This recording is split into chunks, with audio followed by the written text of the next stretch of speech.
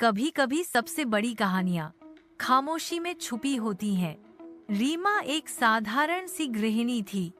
सुबह से रात तक वही रोज का चक्र, बच्चों का टिफिन, पति की चाय, घर का काम। किसी ने कभी उससे पूछा ही नहीं, तुम कैसी हो? उसके मन में कितनी बातें थीं, लेकिन बोलने का वक्त नहीं। वह चाहती थी कि कोई उसकी मेहनत को देखे, सराहे, लेकिन सबके लिए उसकी मौजूदगी इतनी आम थी कि किसी ने नोटिस ही नहीं किया। एक दिन उसका छोटा बेटा स्कूल से आकर बोला, माँ, टीचर ने कहा कि माँ सबसे बड़ी सुपर हीरो होती है। रीमा बस मुस्कुरा दी, लेकिन उसकी आंखों से आंसू बह निकले। शायद सालों बाद उसने किसी से यह सुना था कि वह मायने रखती है। उस रात पति ने पहली बार देखा कि रीमा बहुत थकी हुई है।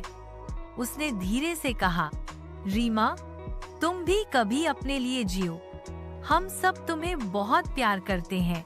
रीमा की आंखें भर आईं। यही तो वह सुनना चाहती थी, कि उसकी खामोशी को कोई समझे।